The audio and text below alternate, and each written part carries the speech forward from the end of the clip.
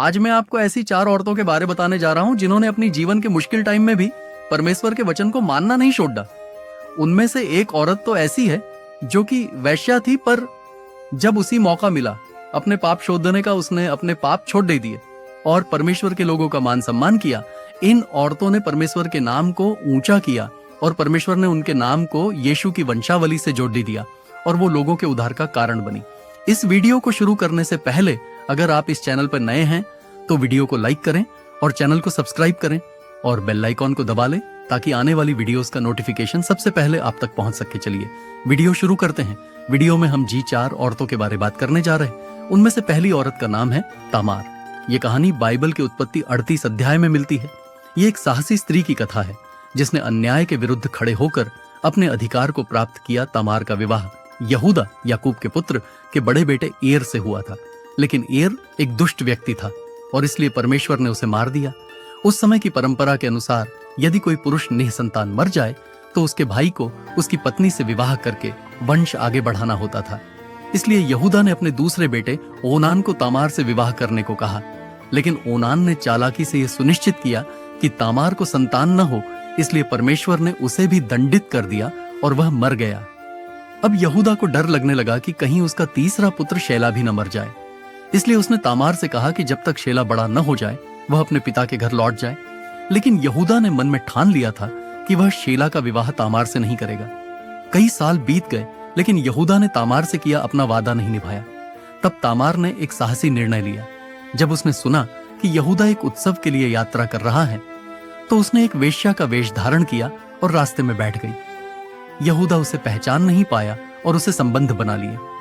Tamar ने यहूदा से एक गिरवी, अंगूठी, छड़ी और मुहर ले ली ताकि भविष्य में अपने पक्ष में प्रमाण रख सके। कुछ समय बाद तामार गर्भवती हो गई।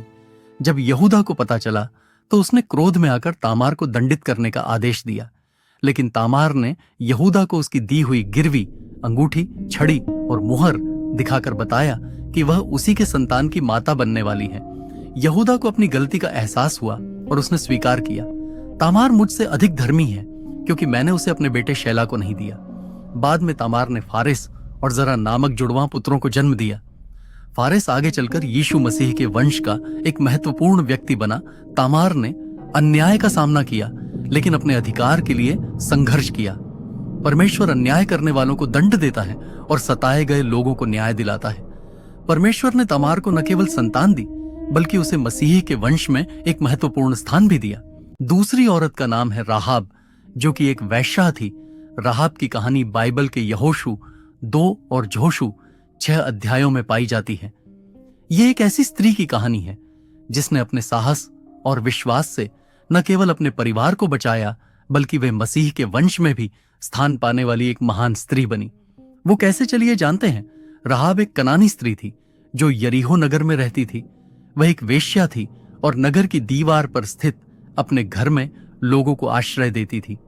जब इजरायली लोग मूसा के नेतृत्व में मिस्र से निकलकर प्रतिज्ञात देश कनान में प्रवेश करने वाले थे, तब यहोशू ने 2 गुप्तचरों को यरीहो में भेजा ताकि वे नगर की स्थिति को समझ सकें। राहाब ने उन गुप्तचरों को अपने घर में छिपा लिया क्योंकि उसे यह पता चल गया था कि इस्राएल का परमेश्वर सच्चा परमेश्वर है। जब यरीहो का राजा यह सुनकर कि इजरायली गुप्तचर नगर में आए हैं, उन्हें खोजने लगा, तो राहाब ने चतुराई से उन्हें बचाया। उसने गुप्तचरों को अपने घर की छत पर सूखी पट्टियों के नीचे छिपा दिया और सैनिकों से झूठ कहा कि वे पहले ही चले गए हैं। राहाब ने इजरायली गुप्तचरों से कहा, मैं जानती हूं कि तुम्हारा परमेश्वर स्वर्ग और पृथ्वी का सच्चा परमेश्वर है। हमने सुना है कि उसने लाल सागर को तुम्हारे लिए कैसे विभाजित किया और तुमने किस तरह एमोरी राजाओं को हराया। हमारा नगर डर से कांप रहा है। यहोशू 2:9-11। राहाब ने इजरायली गुप्तचरों से प्रार्थना की कि जब वे यरीहो पर आक्रमण करें तो वे उसके और उसके परिवार के प्राण बचाएं। गुप्तचरों ने वादा किया कि यदि वह अपने घर की खिड़की पर एक लाल रंग की डोरी बांधे रखे तो जब इस्राएली नगर पर आक्रमण करेंगे वे उसके परिवार को नहीं मारेंगे। कुछ दिनों बाद इजरायली सेना यरीहो नगर के चारों ओर 7 दिनों तक परिक्रमा करती रही। 7वें दिन जब याजकों ने तुरहियां बजाईं और इजरायली लोगों ने ऊंचे स्वर में जय जयकार किया तो यरीहो की दीवारें गिर गईं। यहोशू 26। परंतु राहाब और उसका परिवार सुरक्षित रहा, क्योंकि उसने गुप्तचरों की बात मानकर लाल डोरी अपनी खिड़की पर बांध रखी थी। इजरायली सेना ने नगर को नष्ट कर दिया, लेकिन राहाब और उसके परिवार को बाहर निकालकर सुरक्षित स्थान पर पहुंचा दिया। राहाब बाद में इजरायली लोगों में शामिल हो गई और उसने सलमोन नामक व्यक्ति से विवाह किया। उसका पुत्र बोआज था, जो कि राजा दाऊद का पूर्वज बना। इसी वंश से आगे चलकर यीशु मसीह का जन्म हुआ। राहाब ने परमेश्वर में विश्वास किया, भले ही वह एक गैर इजरायली थी। उसका विश्वास उसे उद्धार दिलाने का कारण बना। राहाब का अतीत चाहे जैसा भी रहा हो, परमेश्वर ने उसे आशीर्वाद दिया और वह मसीह के वंश में स्थान पाने वाली एक विशेष स्त्री बनी। तीसरी औरत का नाम है रूथ, जो दाऊद की परदादी थी। रूथ की कहानी बाइबल के रूथ ग्रंथ में पाई जाती है। यह कहानी प्रेम, निष्ठा और परमेश्वर की आशीषों की अद्भुत मिसाल है। इस कहानी की शुरुआत एलीमेलेक नामक व्यक्ति से होती है, जो अपनी पत्नी नाओमी और 2 बेटों के साथ यहूदा के बेतलेहम नगर में रहता था। वहां अकाल पड़ने के कारण वे मोआब देश चले गए। मोआब में नाओमी के दोनों बेटों ने स्थानीय स्त्रियों से विवाह किया। एक का नाम औरपा था और दूसरी का नाम रूथ। लेकिन कुछ समय बाद एलीमेलेक और उसके दोनों बेटे मर गए। अब नाओमी, औरपा और रूथ तीनों विधवा हो गईं। नाओमी ने अपनी दोनों बहुओं से कहा कि वे अपने अपने घर लौट जाएं और नया जीवन शुरू करें। औरपा लौट गई, लेकिन रूथ ने इनकार कर दिया। उसने कहा, जहां तुम जाओगी मैं भी वहां जाऊंगी, जहां तुम रहोगी मैं भी वहीं रहूंगी। तुम्हारा देश मेरा देश होगा और तुम्हारा परमेश्वर मेरा परमेश्वर होगा। रूथ ने नाओमी के प्रति अद्भुत प्रेम और निष्ठा दिखाई और बेतलेहम लौटने का निश्चय किया। बेतलेहम में नाओमी और रूथ गरीब थीं। जीविका चलाने के लिए रूथ ने खेतों में जाकर बालियां, अनाज के दाने बीनने का काम किया। रूथ जिस खेत में अनाज बीन रही थी, वह बोअज नामक एक धनवान और भले व्यक्ति का था, जो नाओमी के परिवार का ही एक संबंधी था। बोअज ने रूथ की निष्ठा और परिश्रम को देखा और उससे प्रेम करने लगा। उसने मजदूरों को आदेश दिया कि वे रूथ के लिए अधिक अनाज छोड़ दें, ताकि वह अधिक बटोर सके। नाओमी ने रूथ को सलाह दी कि वह बोअज से विवाह का प्रस्ताव रखे, क्योंकि वह परिवार का उद्धार करता था। बोअज ने पूरी ईमानदारी से रूथ को पत्नी के रूप में स्वीकार किया और उससे विवाह किया। इस विवाह से उन्हें ओबेद नामक पुत्र हुआ, जो दाऊद राजा का दादा बना। रूथ की निष्ठा और विश्वास के कारण वह यीशु मसीह के वंश में स्थान पाने वाली स्त्री बन गई। रूथ का नाओमी के प्रति प्रेम और निष्ठा हमें सिखाती है कि सच्चे प्रेम का क्या अर्थ होता है। रूथ ने कठिन परिश्रम किया और परमेश्वर ने उसे आशीर्वाद दिया। चौथी औरत का नाम मरियम है, जो यीशु मसीह हमारे उद्धारकर्ता की माता है।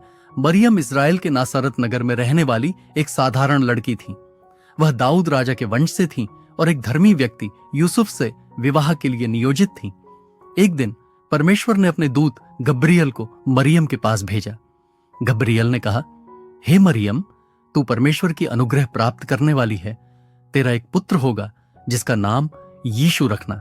वह महान होगा और परम प्रधान का पुत्र कहलाएगा।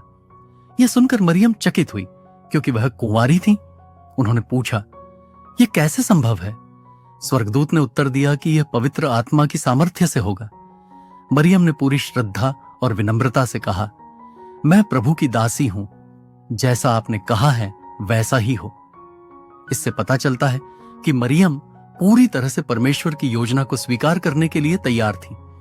मरियम अपने रिश्तेदार एलिशिबा से मिलने गई, जो स्वयं एक चमत्कारी गर्भावस्था में थी और बाद में यूहन्ना बपतिस्मा देने वाले की माता बनी। एलिशिबा ने मरियम का स्वागत करते हुए कहा कि वह स्त्रियों में धन्य है, क्योंकि उन्होंने प्रभु पर विश्वास किया। जब मरियम गर्भवती थी, तब रोमन राजा ने जनगणना का आदेश दिया, जिसके कारण यूसुफ और मरियम को बैतलहम जाना पड़ा। वहीं एक गौशाला में मरियम ने प्रभु यीशु को जन्म दिया और उन्हें चरनी में लिटाया। स्वर्गदूतों ने चरवाहों को इस शुभ समाचार की घोषणा की और दूर देश के ज्योतिषी मागी भी यीशु को पूजने आए। मरियम ने यीशु को बड़ा होते देखा। उन्होंने उनके चमत्कार देखे, उनकी शिक्षाओं को सुना और उनके दुखों में भी साथ रहीं। जब यीशु को क्रूस पर चढ़ाया गया, तब भी मरियम वहां उपस्थित थीं। यीशु के पुनरुत्थान के बाद मरियम प्रेरितों के साथ प्रार्थना में लगी रहीं। मरियम का जीवन विश्वास, समर्पण और विनम्रता का उदाहरण है। उन्होंने दिखाया कि परमेश्वर की योजना को स्वीकार करने के लिए आज्ञाकारी हृदय होना चाहिए।